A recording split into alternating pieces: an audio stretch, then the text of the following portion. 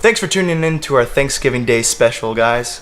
I'm really thankful this year for my family, my friends, Matthew included, for a roof over my head and comics to read. What are you thankful for, Matt?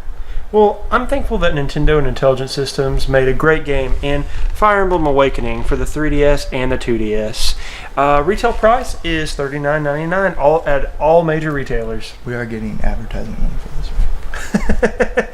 No. But also I'm thankful for The Fantastic Mr. Fox, a movie me and Josh recently saw. I would like to introduce...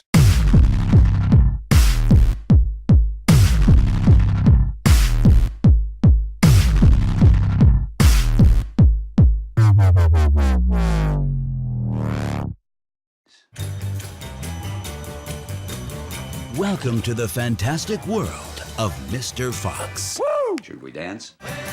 Woo! His life is fantastic.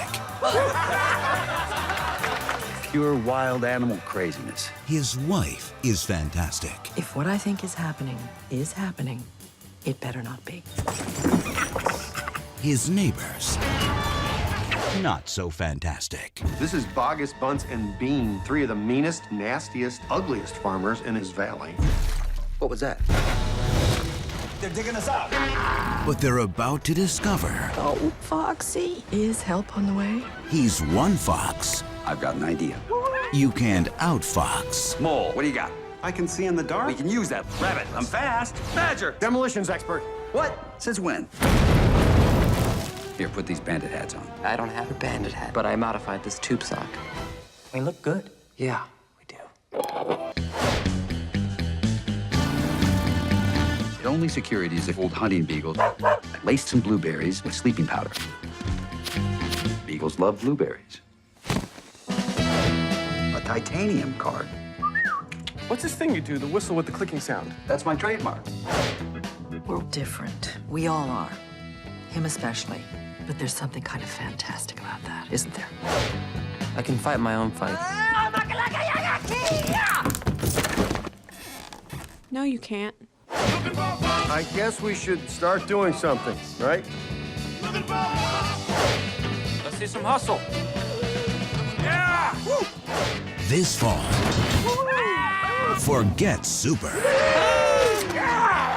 That was close, rat. Be careful. Oh, I'm as careful as a...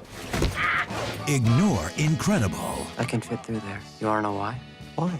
Because I'm little. It's all about fantastic. You really are fantastic. I try.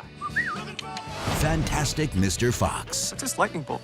This fence might be electric. Well, I just hope it doesn't mean thunder, because I have a phobia of that.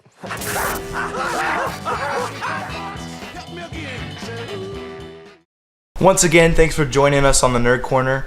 Our Thanksgiving special. Yes. Today. And today we're going to be reviewing Fantastic Mr. Fox, which indeed was fantastic. Right, Fantastic Mr. Fox, for those of you who don't know, is a Wes Anderson film. And it is a claymation. It is in the vein of such movies as like the old Rankin and Bass films, like the holiday specials. Wallace and Gromit, The Nightmare Before Christmas. It's a stop motion animated movie. And they did a really good job with this movie because it's very Wes Anderson feeling in the tone. Great dialogue, great characters, just a fantastic movie through and through. And let's just go ahead and start off on the plot. Do you want to start us off on the plot? Yeah, okay, so we are introduced to Mr. Fox. He is a bandit. He steals chickens. He is a wild animal, which is expected of him. And him and his girlfriend are trying to steal squabs, which I don't know what a squab is. That's a through line throughout the movie. She doesn't know what squabs are. So they're trying to steal these squabs. They end up getting caught, and she reveals to him that she's pregnant. And like most movies, or in real life, when your wife gets pregnant and you're gonna have a kid, you reassess your life. And Mr. Fox does exactly that, and his wife tells him, you can't be a bandit anymore.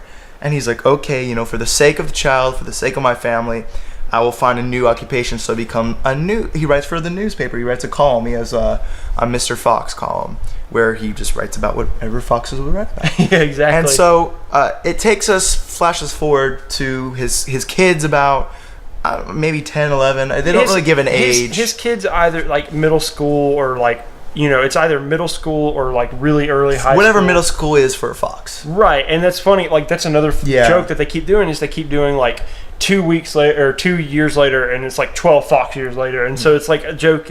It's joking that they're animals, but it's based on this movie's based on a Roald Dahl book, and they say that like the animals live like normal human lives almost, but they still have those animalistic instincts. Like you said, he steals, stuff like that, and she makes him hang it up. It's like they're an evolved species, but they still have that basic instinct of this wild animal. I don't know if you would consider that an analogy for the human condition, that even though we act civilized, that we have these establishments that on the inside we're still cavemen. That could be used as a device, but I honestly think that it's just looking at the story, it's just a fun story. It's just great. Well, also there is a little bit of, I think there's a little bit of deeper meaning in there. There's Mr. Fox says in the movie, he says, I want to be more. He's like, I want to be more than I was destined to be, and that's why he stole stuff, was because it gave him a thrill out of life. He was boring writing for the newspaper. He was bored, living in the same old foxhole. He had a normal life, a secure life, but it wasn't enough for him. Right. He wanted more out of life, and I think we can all relate. We all want a little more out of life, no matter how like high or low your station is, we all want a little more. And it's a very endearing story. It's about him being a father and him struggling with his son. His son's not like him, so he doesn't relate with his son very well, and his son hates being different. And I think we all, especially people watching us, we're nerds, we're different than the normal type of people. But so it goes on from there. He goes and he's like, I want to buy a new house, which is in the tree. And he goes and he buys the house, and the house comes with his new friend throughout the movie, which is an opossum. Yeah. Right. And I love this character so much. He is the Baymax of this film. He's got he's got a funny joke, and he's always like, he's always like, where's the wolf? And Fox is like, what wolf? What blah blah? Yeah. Because Fox decides, you know what? I'm going to come out of retirement and I'm going to pull off 3 heists from like the curmudgeon old like farmer guys. Yeah, with their quivering jowls. Yeah, exactly. And they're so funny because they're all like these different. They all have their own thing. One is a fine alcoholic apple cider maker. The other one has the most chicken houses in all the land. I forget what the third one does, but I remember the third one was like a midget or something. Yeah, he was like a tiny. That was the joke about him. But they're all very funny, and the villains are actually what inspires a lot of the comedy, and what drives the plot is the villains, and they're all very interesting. My favorite character is actually voiced by Willem Dafoe, which is the rat, who is the security for Bing Farms. Right. He's the little like the guy who's like scats and he like snaps. He does the whole West Side Story, snapping and stuff. He's a very fun character. I mean, that's the thing with all these characters. They're all very fun.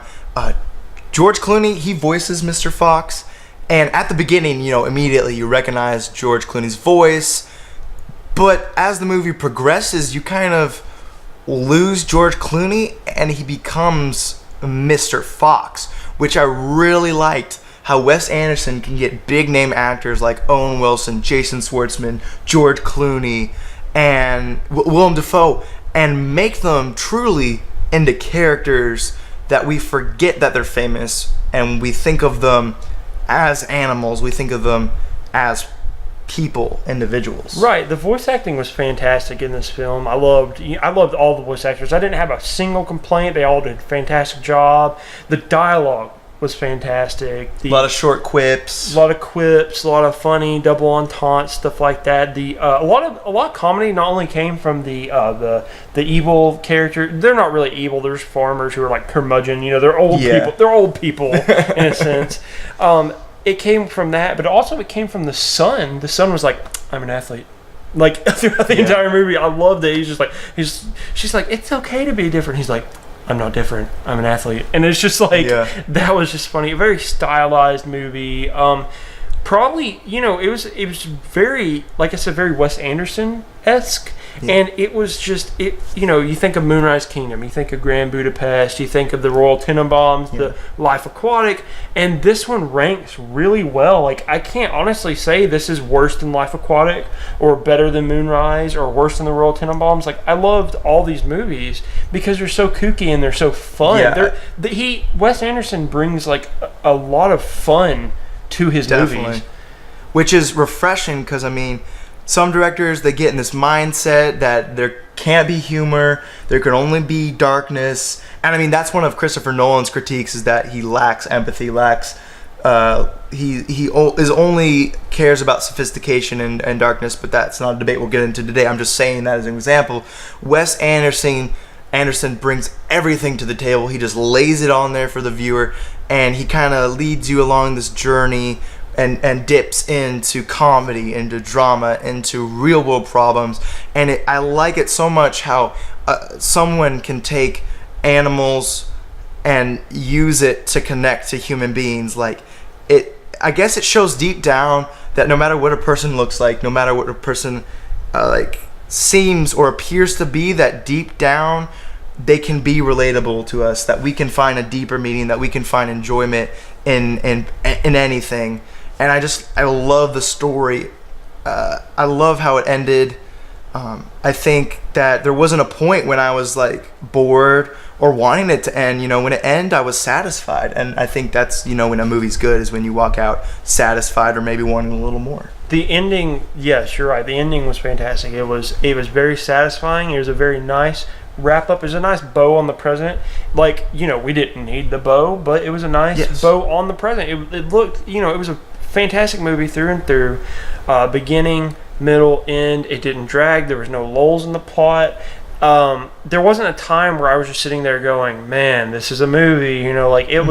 It kept me engaged. It kept me entertained. The jokes, I don't think there was a single joke that they meant to do that felt flat. It was they all pretty much landed. It landed pretty well. And the later half of the movie, like the beginning is very interesting because there's a bunch of different things, right? And you're just discovering all this for the first time, right? And then the later half of the movie is almost like the same. Like one half of it, like throughout till the end, was like almost the same thing, and that didn't even bore me. Definitely. I was shocked about that. That didn't even bore me, and it was just it was the whole like.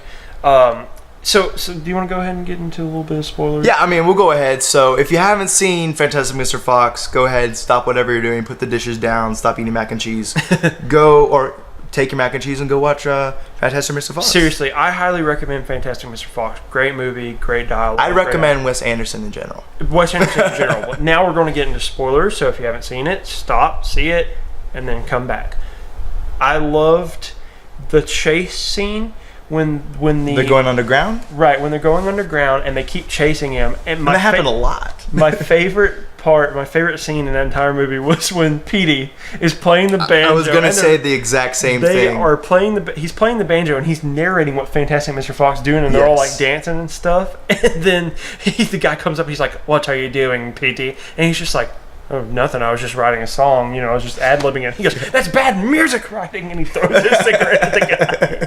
And Matt and I just busted out laughing. Like, there's not too many movies I've seen recently that can make me laugh out loud, let alone an animated claymation film. I mean, that just goes to show the humor of Wes Anderson. It was so well done because it was like he was narrating the plot, and then he was just like, there was a lot of a lot of fourth wall breaking. She's like, we end up dead at the end, blah blah. And like, it was kind of funny. And the second favorite scene was near the very end, where he's on his motorcycle driving away from the people, which is funny in and of itself. But he's like, "Guys, don't turn back and look." And he stops and he looks, and there's a wolf off in the distance, and he's just like, "Hey!" And he's not. The wolf's not responding, and he's like, "Hey!" And he says Latin. He does French. And he's like, he doesn't understand any of this, and he's like, "I hope you have a good winter." He looks off and he goes, and then the wolf. Now that scene is interesting to me because it kind of for a second deviated from what the rest of the movie was like, and it's like Wes Anderson wanted us to pause and watch that scene. What do you think that meant? It was a final payoff to the thing. They were like, you were expecting a wolf to come in, right? But it threw a curveball at you. It wasn't like a wolf. Like, he didn't kill Mr. Fox. He didn't do anything. They had a mutual respect for each other, and that was what was funny about it. Yeah. Was just the wolf didn't say anything to Mr. Fox. Mr. Fox was trying to talk to him because he was afraid, and then they just throw up, hell yeah, and he goes off into the sunset. And it's interesting. And he's like such a beautiful creature. Definitely, it's interesting how Mr. Fox wasn't scared of the thing that was most dangerous. Like the humans were the most dangerous, but he wasn't scared of the humans. He was scared of the wolf. And it turned out that the wolf was the least threatening thing to him in the entire movie, which I find interesting and interesting dynamic. And so at the very end, right, they finally, the farmers are, chasing him still, and they finally burrow out into the sewer, and there's, a whole, jumping scene and rescuing scene. They rescue Christopherson, which is the cousin character. Yeah. And then they go, and they're like, okay, so we can't survive down these sewers any longer, right? So they get up in the manhole, and he's like, I found something. And he opens it up, and it's the three farmers' joint supermarket. And so they just have a ball. They just eat all their food. And it's a fantastic ending, like we said earlier. Fantastic wrap-up. So would you recommend Fantastic Mr. Fox to people, especially on Thanksgiving? Definitely. I am very thankful for Wes Anderson and the work he's done. A personal recommendation, if you watched Fantastic Mr. Fox and you want to watch a movie similar to it, I'd recommend watching the animated film Flushed Away. It's almost the same style as far as, it's not claymation, but it's almost animated to be claymation. Right. And it's a very entertaining, it's kind of like the same kooky jokes, very smart and funny, and I've watched it as a kid, loved it, watched it as an adult, and I loved it. So just side recommendation to think about. What about you, Matt? What do you think? I think Fantastic Mr. Fox was, like we said, a billion times fantastic. It was, it was, I don't want to say it was a flawless movie. I feel like there can be little tiny cracks in the movie. Any movie you can Any movie, yeah, but I feel like this was one of the more perfect movies that I've seen recently. It was very entertaining, very engaging. It was fun. That was something, movies now, I go in, I don't have fun in them. A lot of times I'm just like, oh god, there's another humdrum, Lincoln. Yeah. But this movie, you go in and it's just fun from point A to point Z. It was fantastic all the way through. Great dialogue, great characters, great acting. It was I'm a huge Disney fan. We've touched on that before, but it gave Disney a little run for its money in the animation department. It's one of the animated movies. It's like, Disney, come and get it. And it's like, I want Disney to step up and beat Fantastic Mr. Fox now. Let me leave you guys with a little thought. What if Christopher Nolan did an animated movie? How would that turn out? What do you guys think?